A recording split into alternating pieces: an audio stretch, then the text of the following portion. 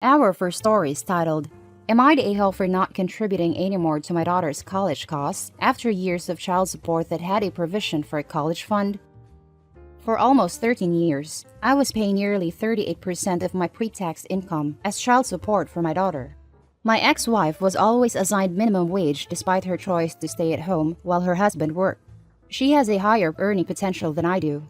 Part of this child support was earmarked for a college fund, but it was up to my ex's discretion on how it gets invested. I had no say despite fighting for that right. This support order has really made me suffer for years financially, but I never once missed a payment. My wife and I even delayed having kids just so I could afford paying the support. My daughter turned 18 2 months ago, and I finally have the money to start saving up a college fund for my two younger children, who are 8-month-old twins, as well get my retirement back on track. My daughter reached out to me last week asking for a third of her college costs. I told her that it needs to come from the college fund her mother was saving. I then found out that due to some stupid decisions on my ex's part, there's only $13,000 in the fund instead of what should have been nearly $95,000. My daughter is innocent in this, but I can't keep draining my finances because of my ex's selfishness and bad decisions. This created a huge fight between me and my daughter. She then proceeded to go to my parents, who are now planning on selling some assets to pay for her education. And now, my brother and sister have turned against me and are saying that my daughter shouldn't be our parents' problem. But I'm refusing to sabotage my retirement and the younger kids' college. I'm so tired of all this. Everyone has turned against me, my wife and my two younger kids. I've been feeling so depressed. My daughter won't even talk to me anymore. Am I the a-hole? Now let's read the top comments. Not the a-hole. You already paid for her college via the investments. The fact that her mother lost it is not your fault. And I am so tired of kids thinking their parents must pay for their college. Newsflash, college is not a right, it is a choice. Higher education should be a right, and it is an absolute travesty that for so many, access to higher learning is restricted due to lack of income. No, it is not OP's fault that his ex wasted the money that he has already paid.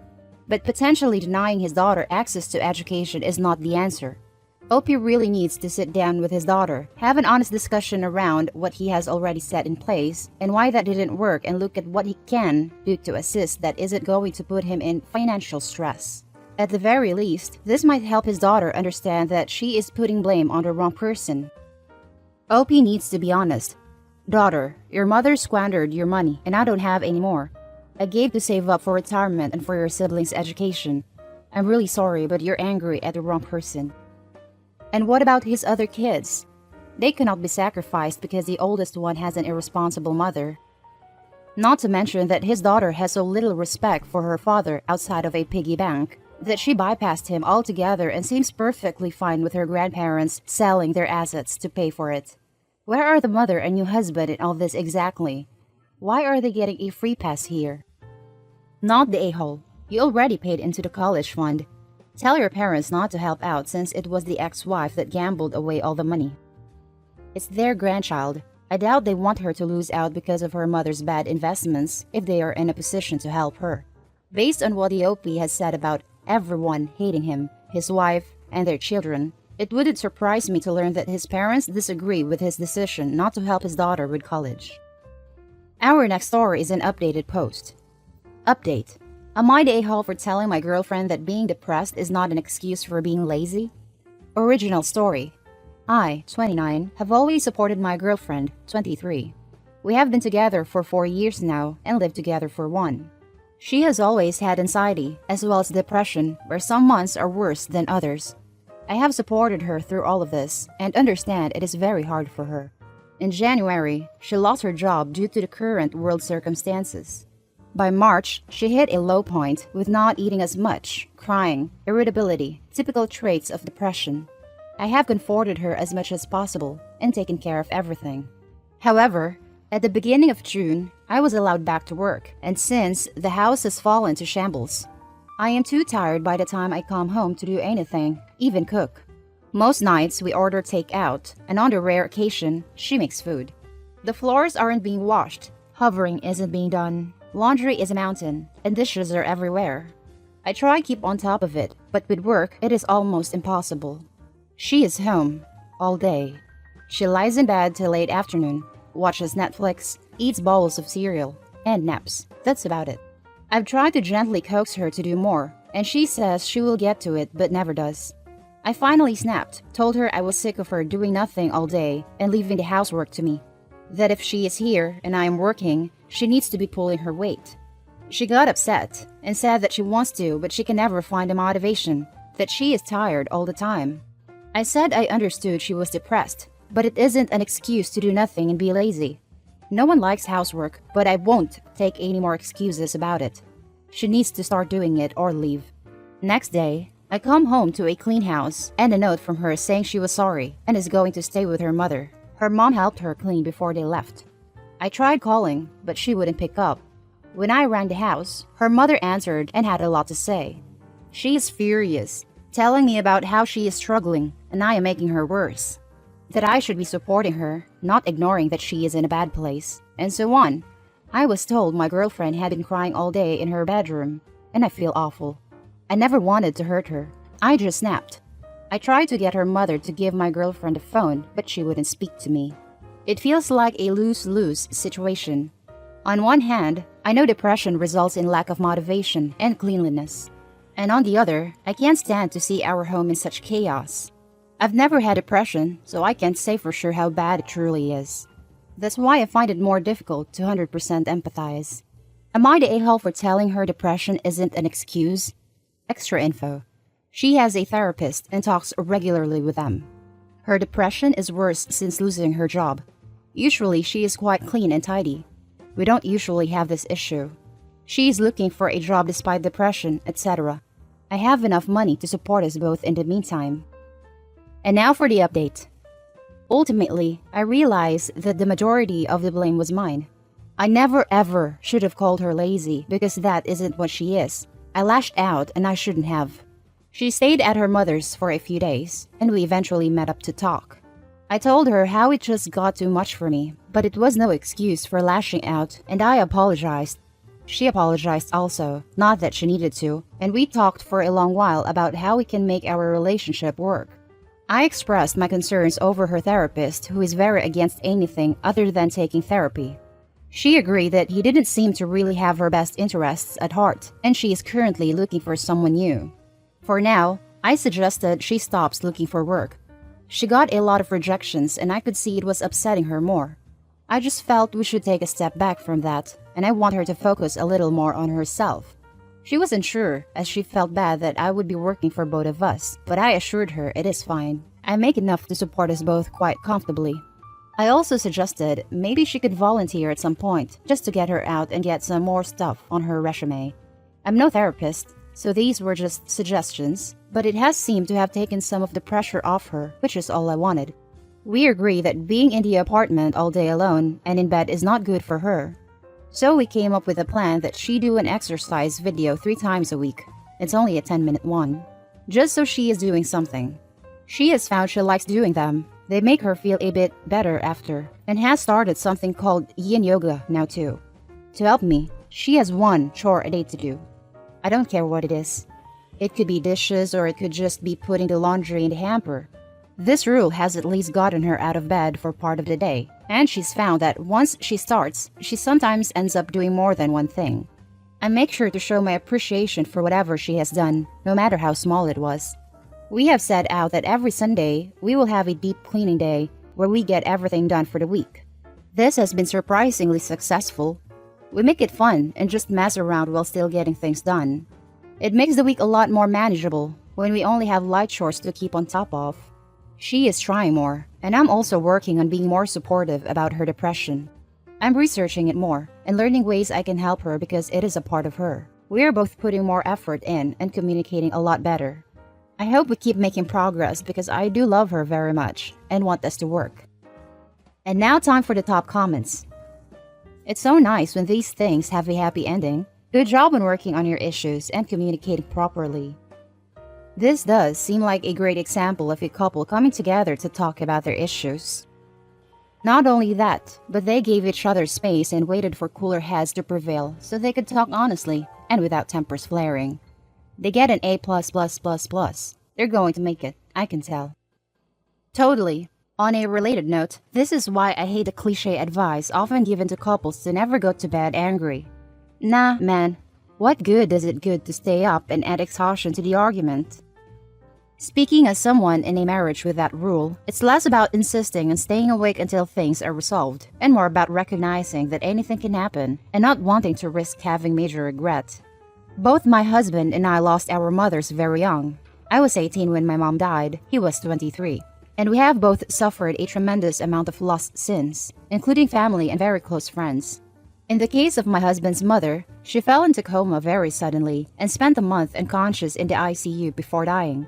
My own mother died of cancer, but lost her ability to speak very suddenly as a result of serious seizure.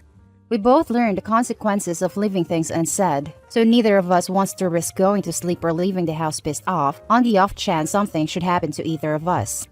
That said, we both readily acknowledge not every argument is easily solvable, so there have been times when bad time has gone like this. I love you with everything I am. I know that we are going to work this out. I just need more time to cool off before I am able to rationally talk it out.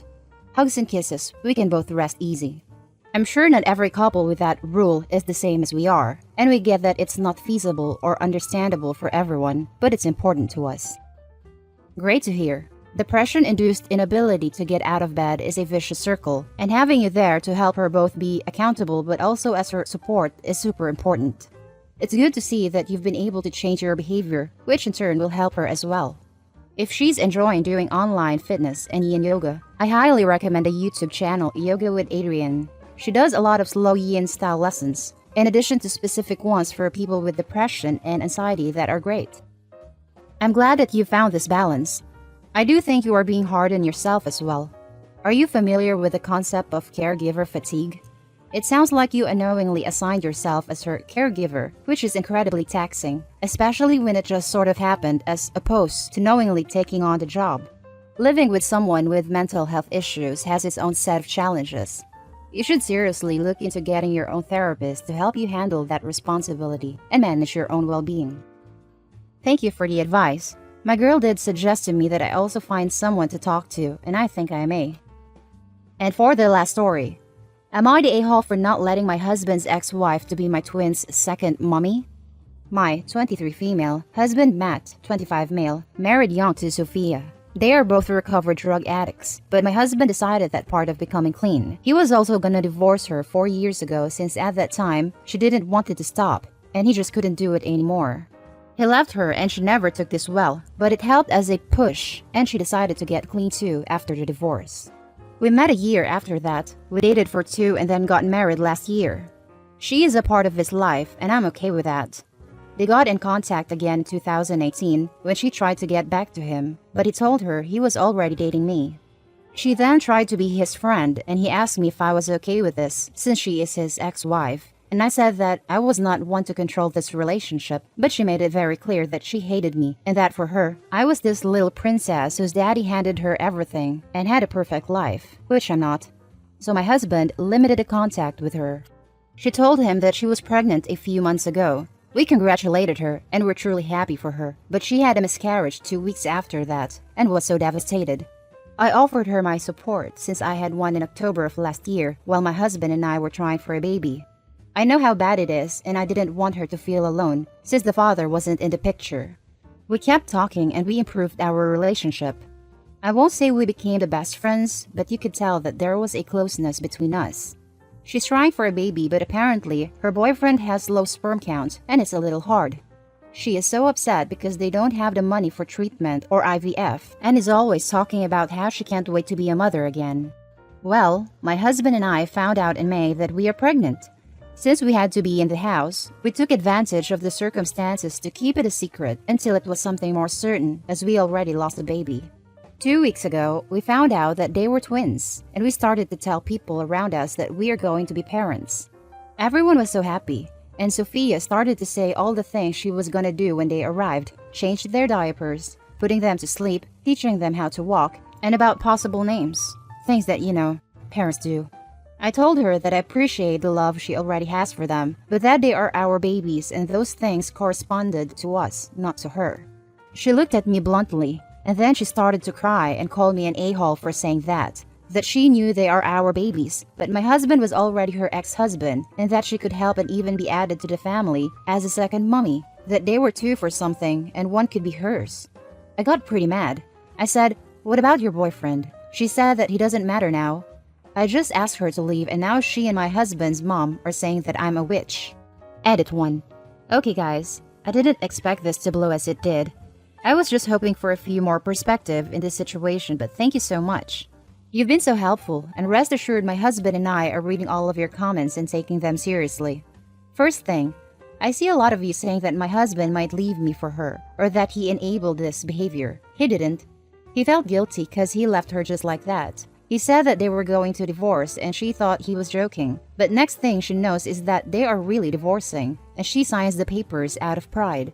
She thought that he was gonna come back to her, but he didn't obviously.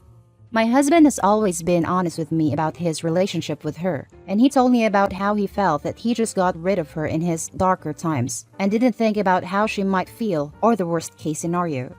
Before reconnecting, there were times that he really believes she could be dead, cause she just disappeared for a while.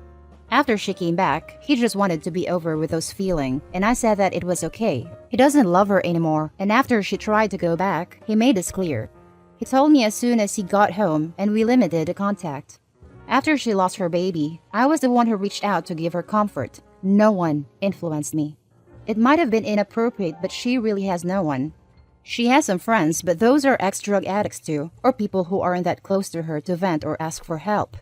I really thought that we could help each other. My husband never played buddy-buddy with her. He was just closing that part of his life.